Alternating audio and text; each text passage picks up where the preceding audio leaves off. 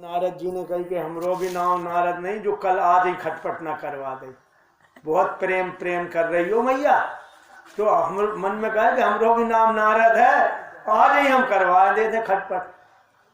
कल अच्छा मैया आपने बहुत अच्छी बात कही, तो अब एक काम जरूर है, मैं बहुत दिनों से मेरे दिमाग में थी, मैं पूछ नहीं पा रहा, तो आप एक काम करो, बताओ ये भोलेनाथ के गले में जो मुंडों की माला पहने रहते हैं ये किसके मुंड है?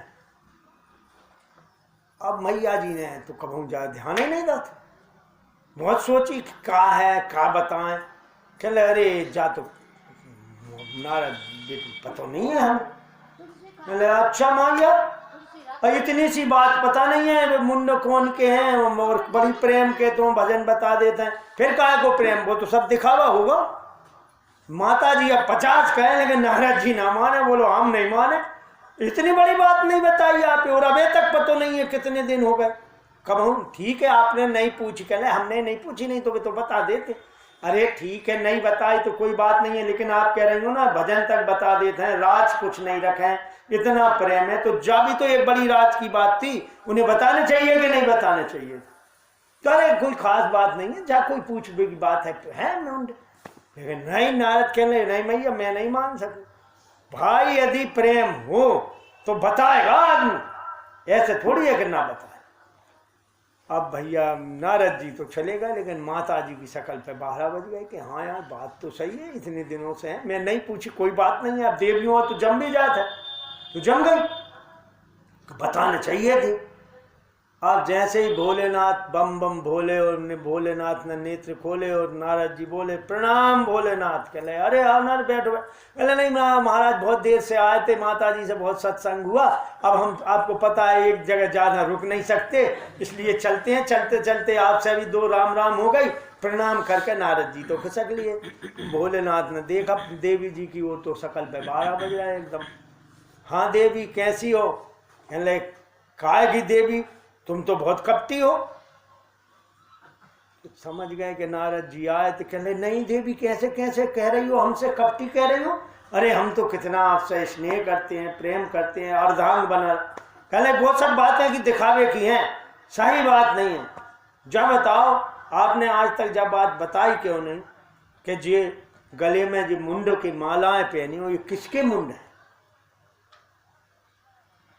तो भोलेनाथ हंसने लगा, रे देवी जा भी कोई बात है, अरे जे भी तुम्हारे प्रेम को ही प्रमाण है। कैसो? अरे ये सब मुंड तुम्हारे ही हैं, जब जब तुम देह त्यागती हो तो मैं आपके प्रेम से इतना बेओ रहता हूं कि तुम वो मुंड को अपने गले में ही धारण कर लेता। तो कहने लगे फिर तो आप कपटी नहीं महाकपटी भाई। क्यों?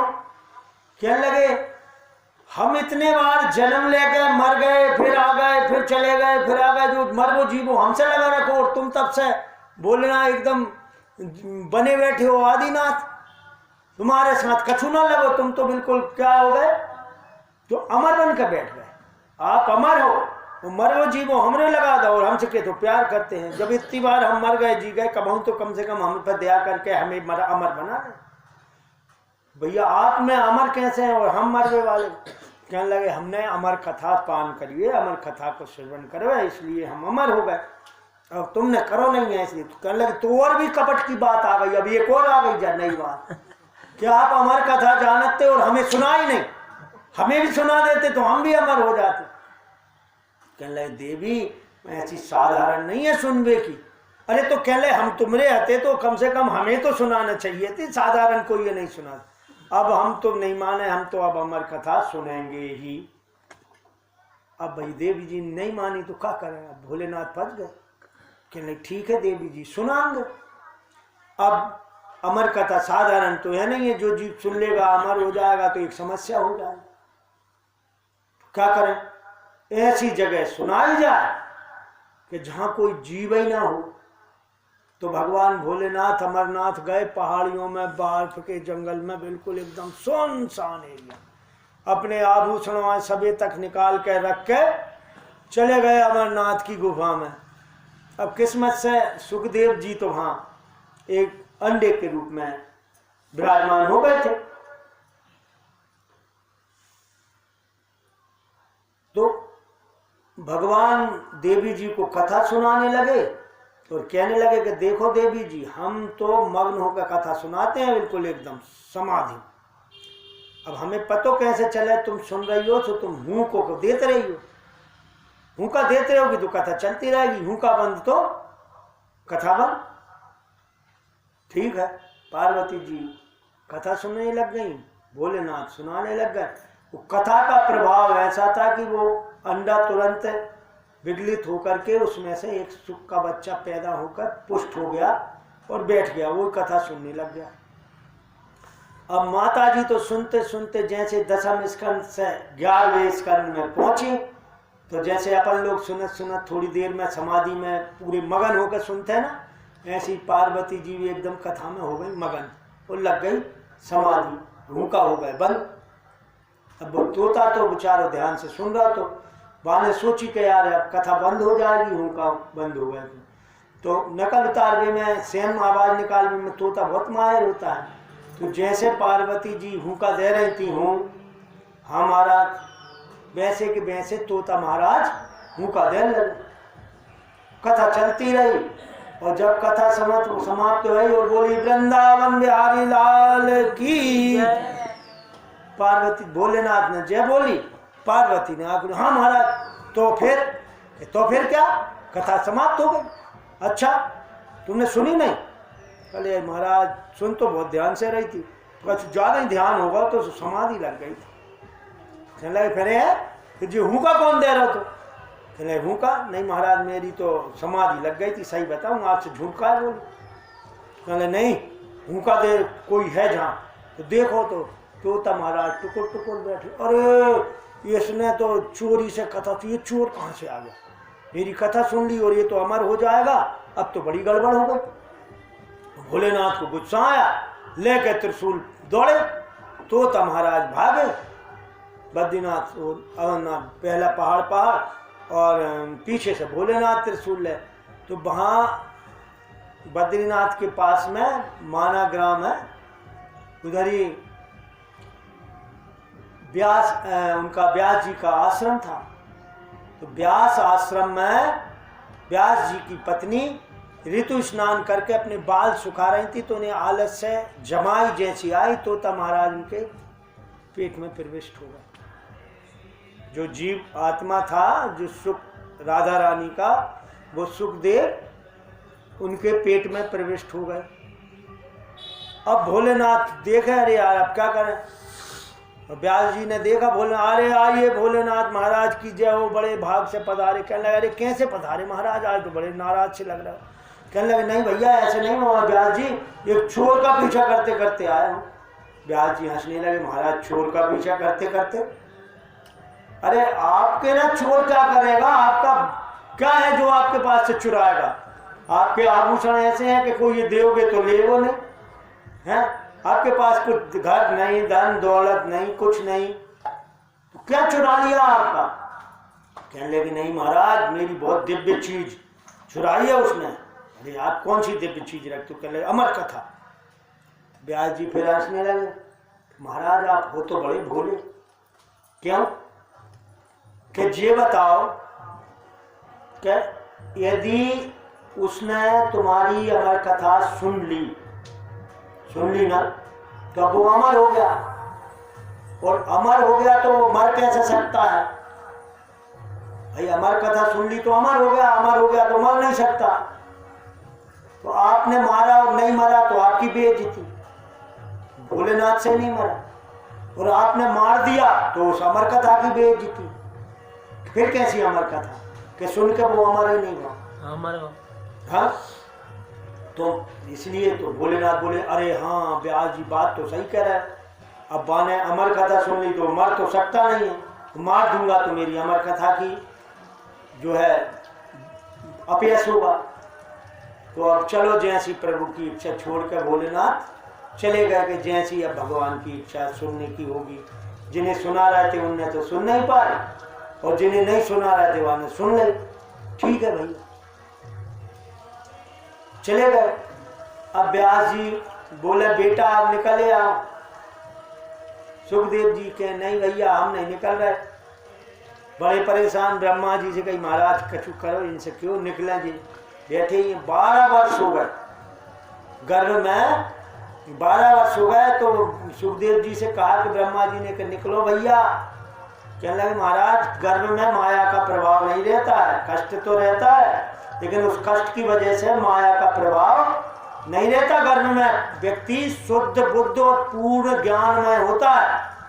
तो जैसे ही संसार में आता है ना बच्चा, वैसे ही चेंचे पे रोना और माया लपेट लेती है, उसकी चेतना शून्य हो जाती है, सारा ज्ञान शून्य हो जाता है। तो इसलिए महाराज मैं तो ठीक हूँ, तो भैया ऐसे कैसे काम चलेगा। फिर भगवान नारायण से प्रार्थना की तो भगवान नारायण ने कहा, ब्रह्मा जी ने से कहा ब्रह्मा जी ने कि देखो भगवान की माया तुम्हें स्पर्श भी नहीं कर पाएगी, तुम्हारे पास में भी नहीं भटक पाएगी, निकल आओ। तब ब्रह्मा जी से रक्षित होकर के वरदान पाकर के माया मुक्त सुखदेव जी का जन्म हुआ। तो ऐसे श्रेष्ठ तो थे वक्ता। और भैया परीक्षित भी साधारण श्रोता नहीं थे। परीक्षित ऐसे श्रोता थे कि जिनकी गर्भ में भगवान प्रदक्षिणा करने रक्षा करते हुए वो भगवान भी परिक्रमा कर रहे थे, जिन्हें गर्भ में ही भगवान के दर्शन हो गए थे। तो एक ब्रह्मा जी से रक्षित वरदान जिनको माया स्पर्श न कर पाए, एक भगवान से रक्षित जिनकी परिरक्षणा भगवान ने गर्भ में ही दर्शन देकर उनको भक्त बना दिया।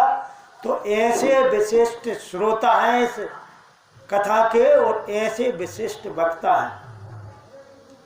तो परीक्षित सुखदेव जी जब पैदा होकर के चले गए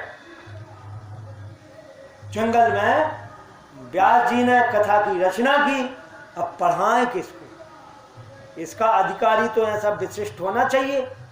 उसी पात्र में भाई बहुत अच्छी चीज होती है तो हम बर्तन कैसे में ही रख देते हैं। जितनी अच्छी श्रेष्ठ चीज होगी उतना श्रेष्ठ बर्तन ढूंढते हैं, वो भी भौतिक वस्तुओं के लिए। तो ये ज्ञान कैसा किसी में रख दें। एक बार भगवान बुद्ध थे, उपदेश करते थे, तो एक राजा बोले महाराज हमें भी कुछ ज्ञान दो। तो बोले कि ठीक है भाई हम आपको ज्ञान देंगे, पर ऐसे ही नहीं देंगे, एक दिन आप भिक्षा रखो, हमें कुछ खर्च तो करो, कुछ खिला पिलाओ, हम आपके इधर भिक्षा करेंगे, भिक्षा ग्रहण करके फिर तुम्हें ज्ञान देंगे। बोला ठीक है।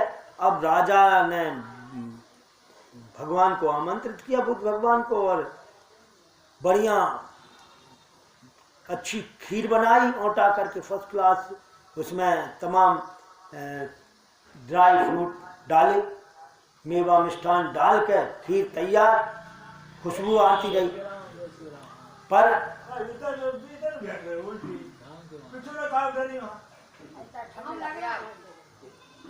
भगवान ने कहा कि चलो भाई क्या किया जाए। भगवान बुद्ध गए कमंडल लेकर, उसमें गोबर डाल लिया, कमंडल में थोड़ा गोबर डाल लिया, वो गए राजा के पास। राजा बढ़िया सोने के चांदी के कटोरे में चमचमाती हुई वो हीरे मोती जड़े खीर लेके आए। अब भगवान बुद्ध ने वो गोबर भरा कमंडल कर दिया, आ गए, बोले डाल भाई। अब वो राजा कटोरा देखे, खीरे देखे, कमंडले देखे, क्या पाए ना, अरे भाई डाल, इतनी देर कर रहा है। महाराज क्षमा करें, अब जा कमंडले थोड़ा साफ कर लो, नहीं तो मेरी खीर बर्बाद हो जाएगी। बुद्ध बोले मूर्ख, तू तुक्ष खीर के लिए इतना सोच रहा है कि इस कमंडल में डालूं, ये कमंडल गंदा है तो मेरी खीर बर्बाद हो जाएगी। और मुझसे कहता है कि महाराज आप हमें कुछ ज्ञान ही नहीं देते। अरे पहले तू अपने कमंडल को, अपनी सिर को, अपने कमंडल को तो साफ कर ले, तू योग्य तो बन मेरे उपदेश को। मेरा कितना दिव्य उपदेश होता है, उस उपदेश को तेरे कचड़े भरे गोबर भरे दिमाग में मैं डाल दूं क्या? तो जू तो खीर नहीं डाल पा रहा मेरे कचड़े भरे कमंडल में, जो कि नष्ट है, आज नहीं आज रख दे, कल तक तेरी खीर अपने आप खराब हो जाएगी। लेकिन मैं जो उपदेश दूंगा तुझे वो तो कभी सदियों पर्यंत खराब नहीं होने वाला है, दिव्य है। उस दिव्य को मैं तेरे कचड़े वाले दिमाग में, तेरा योग्य तो बना, तेरे पात्र, तेरे मन मस्तिष्क को, हृदय को उतना पवित्र तो बना, तब तो मैं तुझे उपदेश दूं। तेरे हृदय में तो काम, क्रोध, लोभ, मोह, अहंकार, राजसी भाव, तामसी क्रोध, ईर्ष्या, बैर भरा हुआ। अपने आप को राजा समझता है तो तेरे सारे दुर्गुण हैं, और इनमें मैं अपना दिव्य उपदेश दूं। अपने हृदय को शुद्ध कर। राजा चरणों में गिर गया कि महाराज ऐसी है। तो ऐसे दिव्य उपदेश को दिव्य पात्र में ही डाला जाता है। तो व्यास जी सोचने लगे कि इस कथा को मैं किसको अधिकारी बनाऊं। तो उनको ध्यान आया कि मेरा पुत्र जो है वो जन्मजात योगी है, तो भाई उसी को मैं सुना सकता हूं। लेकिन अब उसको ढूंढूं कहां भैया, वो तो पैदा होते ही निकल गया। तो सुखदेव जी को आकर्षित करने के लिए व्यास जी ने कुछ श्लोक अपने शिष्यों को सिखाए और बोला जंगलों में तुम इनको पढ़ते हुए घूमना, जहां भी होगा सुनते ही दौड़ के चला जाए। क्यों? भगवान का पूर्व जन्म का प्रभाव है कौन, वो साधारण नहीं है, वो राधा रानी का सुख है। और उस वजह से यदि जरा ही सुनेगा तो खिंचता चला आएगा फंस के इसके अमृत के लोभी बनकर। तो जंगल में शिष्य उनके सुनाए जा रहे थे। अचानक एक शिष्य ने, सुखदेव जी तो अपने ब्रह्मानंद में लीन बैठे थे, जब सुना सुखदेव जी ने, तो उस समय भगवान की सुंदरता का श्लोक जो है शिष्य सुना रहा था। बरहा पीडम नटवर बपु कर्णयो कर्णकारम बिभ्रद वासम कनक कपसम वैजयंती छमालम रंध्रान वेणुरधर सुदया पूर्यति गोप वृंदे वृंदारण्यम सुपदरणम प्रवसत गीत कीर्तभी। कि भगवान जब अरण्य से, जंगल से गायों के पीछे प्रवेश करते हैं वृंदावन में, तो उनकी शोभा कैसी होती है कि मोर पंख सिर पे बंधा हुआ है और एकदम सुंदर वेश बनाया हुआ है, गले में वैजयंती माला पड़ी हुई है, गायों के खुर की धूल हल्की हल्की शोभा पा रही है ऊपर, और बंस हाथों में वेणु है और बजाते मधुर आवाज करते हुए प्रभु, सारे लोग उनकी स्तुति कर रहे हैं। ऐसे वृंदारण्य में, आरण्य से, जंगल से वृंदावन में प्रवेश कर रहे हैं। सुखदेव जी के कान में ये बात गई, एकदम समाधि खुल गई। प्रभु कितना सुंदर रूप है। फिर सोचा कि रूप तो इतना सुंदर है, कभी कभी कोई सुंदर व्यक्ति होता है लेकिन उसका स्वभाव तो बड़ा विकट होता है, अपने कुछ नहीं लेना देना, फिर बैठो।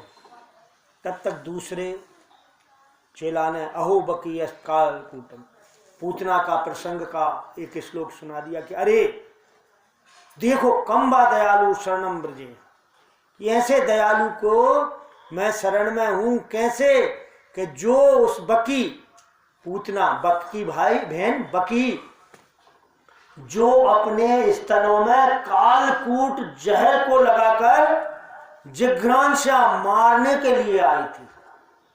भगवान को कालकूट जहर लगा करके मारने के लिए जो आई थी, ऐसी पूतना में गति मिलेवे धात्री कि वह माता की गति प्राप्त करे, क्योंकि उसने माता का काम किया है। मेरे मुख में स्तन दिया है, स्तन देखा, माता का काम देखा, जो माता का काम है। कालकूट जहर भी नहीं देखा, और उसको गतिम लेवे, जो कौन सी माता की गति होती है वो गति दी उस पूतना को। कंबा दयालु, ऐसा दयालु कौन हो सकता है ऐसे कि हम शरण में हैं। जब ये सुना के यार इतना सुंदर, इतना दयालु, तो तुरंत सुखदेव जी उठ के आ गए, भैया और सुनाओ उसके बारे में। बोला क्या भैया हमें तो इतना ही पता है, सुनना है तो ऐसे 18,000 श्लोक है उनके बारे में, सुनाना है तो हमारे गुरु जी के पास चलो। तो खिंचे चले आए सुखदेव जी। तो ऐसे कथा रसिक सुखदेव जी और ऐसे श्रेष्ठ श्रोता परीक्षित जी की ये कथा है जिसमें का वर्णन इसमें किया गया है, और वही कथा हम सुनने के लिए बैठे हैं।